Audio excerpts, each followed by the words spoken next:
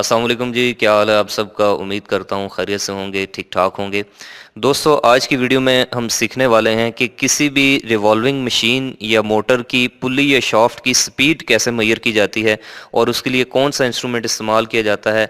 जैसा कि आप देख रहे होंगे कि यहाँ पर ऊपर नाम लिखा हुआ है टैकोमीटर। आज की वीडियो में हम सीखेंगे कि डिजिटल लेज़र टैकोमीटर क्या चीज़ होती है और इसको कैसे इस्तेमाल किया जाता है और इसकी मदद से कैसे किसी भी मोटर की या मशीन की जो आरपीएम है, जो स्पीड है, वो कैसे मेजर की जाती है। जी हाँ दोस्तों, स्पीड का जो यूनिट होता है वो आरपीएम होता है, यानी कि रिवोल्यूशन पर मिनट। यानी कि जैसे ही एक मोटर है और ये इसकी शाफ्ट है, तो ये 1 मिनट में कितने चक्कर कंप्लीट करती है, कितनी रिवोल्यूशन कंप्लीट करती है, इसको काउंट करने के लिए, इसको मेजर करने के लिए जो इंस्ट्रूमेंट इस्तेमाल हम करते हैं उसको कहते हैं हम टैकोमीटर। टैकोमीटर एनालॉग भी हो सकते हैं और डिजिटल भी हो सकते हैं। तो इसके बारे में सीखने से पहले दोस्तों मैं आपको बताता चलूं कि इससे पहले मैं digital multimeter, digital clamp meter और इसके अलावा टेम्परेचर की मेजरमेंट करने वाला मीटर और इलेक्ट्रोमैग्नेटिक फील्ड की मेजरमेंट के लिए जो मीटर इस्तेमाल होता है, उसके ऊपर, इन सब के ऊपर डिटेल्ड वीडियोस बना चुका हूं। तो अगर आपने वो वीडियोस नहीं देखी तो आप यहाँ पर जो आई का आइकन बना हुआ है उसके ऊपर भी क्लिक करके वो वीडियोस देख सकते हैं, या फिर इस वीडियो के डिस्क्रिप्शन में भी उन वीडियोस का लिंक है, वहाँ पर जाकर आप वो वीडियोस देख सकते हैं। तो स्पीड की पैमाइश या मेजरमेंट के लिए जो मीटर इस्तेमाल होता है टैकोमीटर, ये 3 तरह का हो सकता है। या तो मैकेनिकल टैकोमीटर हो सकता है जो कि किसी भी मोटर की, जैसे इस शाफ्ट के साथ कपल होकर इसकी मेजरमेंट को जो है वो फाइंड करता है और बताता है कि मोटर कितने आरपीएम के ऊपर घूम रही है। या फिर इस तरह का एक फोटो जो है वो टैकोमीटर हो सकता है जो कि एलईडी बेस्ड टैकोमीटर है, यानी कि इसके अंदर यहाँ पर लेज़र नहीं लगाई गई होती, बल्कि सिंपल एक एलईडी जो है वो लगाई गई होती है और उसकी मदद से आप चेक कर सकते हैं। और तीसरी किस्म के जो टैकोमीटर हैं वो हमारे पास हैं लेज़र टैकोमीटर, जिसमें यहाँ पर आगे एक लेज़र लाइट लगी होती है। ये लेज़र लाइट मोटर की शाफ्ट के ऊपर पड़ती है और वहाँ से रिफ्लेक्ट होने के बाद इसके साथ एक लेंस के ऊपर रिफ्लेक्ट करती है और उसके बाद हमें यहाँ पर रीडिंग शो कर देती है कि मोटर की स्पीड इस वक्त क्या चल रही है। तो ये जो लेज़र टैकोमीटर इस वक्त दोस्तों मेरे हाथ में है, ये एक यूनिटी कंपनी का जो है वो लेज़र टैकोमीटर है, जिसका मॉडल है यूटी 371, यूटी 371। यूनिटी कंपनी के टैकोमीटर्स की अगर मैं बात करूं तो इसमें 3 किस्म के वेरिएंट्स आते हैं, यूटी 371, यूटी 372 और यूटी 373। इसमें जो यूटी 373 है, 373 है, ये एक छोटा मिनी टैकोमीटर होता है। इस वक्त जो मेरे पास टैकोमीटर मौजूद हैं वो है यूटी 372 और यूटी 371। तो चलिए अब मैं आपको इनको यूज़ करने का तरीका बताता हूँ कि आपने इनको कैसे इस्तेमाल करना है और अगर आपको ये परचेज़ करना पड़े तो आपके लिए कौन सा बेहतर रहेगा। इस वक्त पाकिस्तानी मार्केट में इसकी जो प्राइस चल रही है वो तकरीबन 4800 रुपये, यानी कि 4800 रुपये है।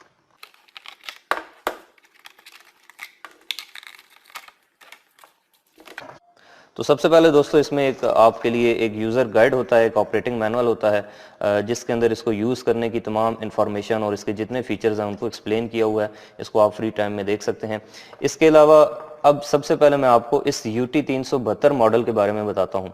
और वैसे इन दोनों का जो कंपैरिजन है वो इसके बैक साइड पे भी यहाँ पर दिया होता है। ये देखें, ये यूटी 371 की स्पेक्स लिखी हुई हैं और साथ में यूटी 372 की स्पेक्स लिखी हुई हैं।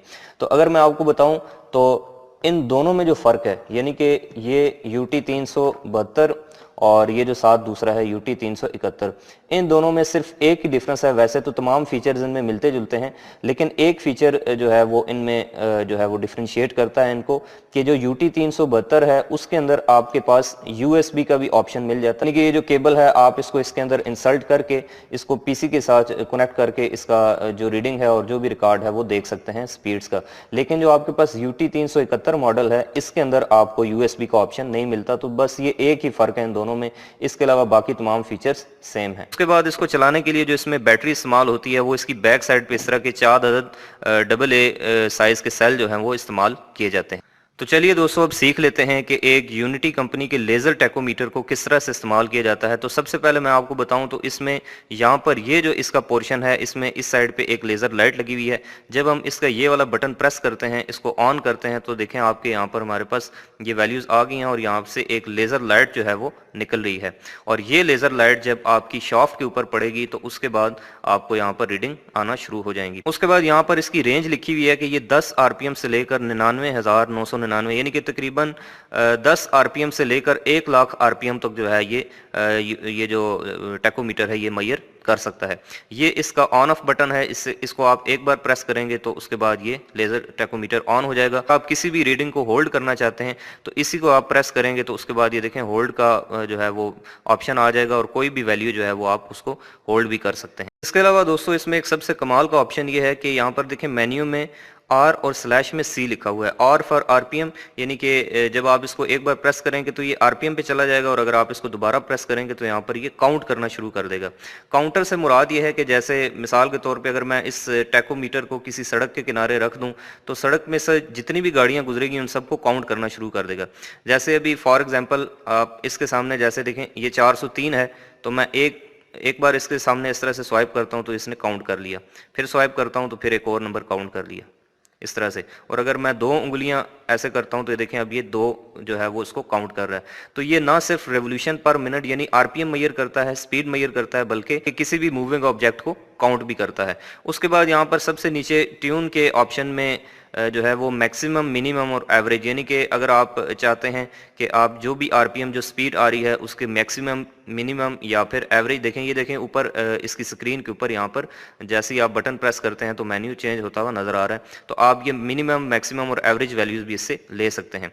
और इसके अलावा यहाँ पर यूएसबी का ऑप्शन है जिसके साथ आपको इस तरह की एक डाटा केबल मिल जाती है जो कि एक साइड से कंप्यूटर में लग जाती है और दूसरी साइड से यहाँ पर, और इसके साथ एक सॉफ्टवेयर होता है कंप्यूटर इंटरफेस का, और ये सारी वैल्यूज़ आप पीसी में भी देख सकते हैं। लेकिन ये याद रहे कि ये जो ऑप्शन है यूएसबी का ये सिर्फ UT 372 मॉडल में आता है।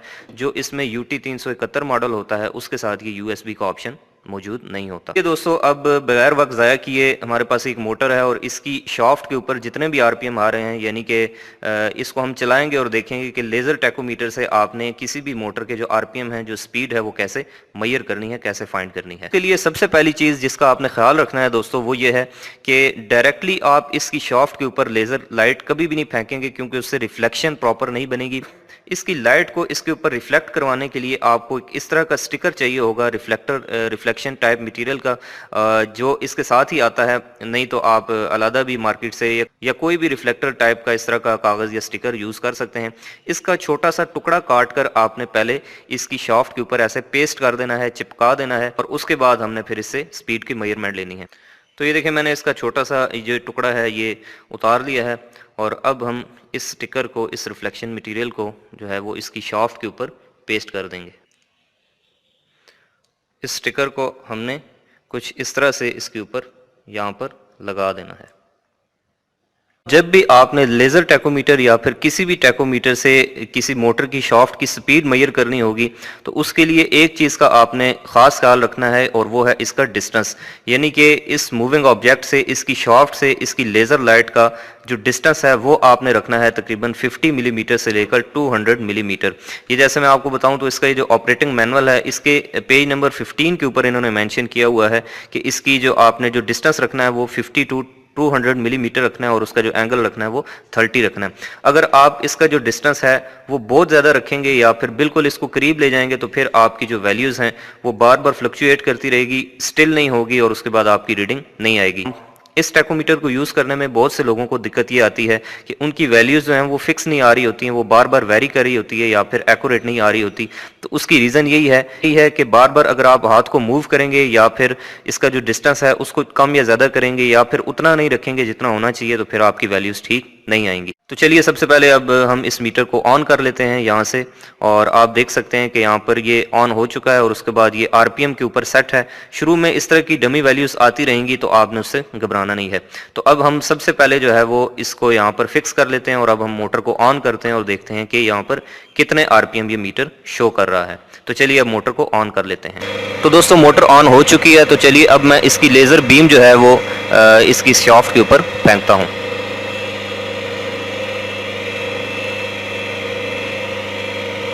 जी तो दोस्तों आप देख सकते हैं कि इस वक्त जो हमारा लेज़र टैकोमीटर है वो तकरीबन 1500 आरपीएम पूरे शो कर रहा है, यानी कि इसका मतलब ये है कि इस वक्त हमारी जो मोटर है वो तकरीबन 1500 आरपीएम के ऊपर रोटेट कर रही है। और अगर मैं किसी पॉइंट पर इस वैल्यू को होल्ड करना चाहूँ तो उसके लिए मैं इस होल्ड के बटन को प्रेस कर दूंगा और आप देख सकते हैं कि मोटर ऑफ होने के बाद भी जो हमारी वैल्यू है, जो उस वक्त चल रही थी मोटर की स्पीड, वो यहाँ पर होल्ड हो चुकी है और हमें पता चल गया कि इस मोटर की स्पीड 1500 आरपीएम है।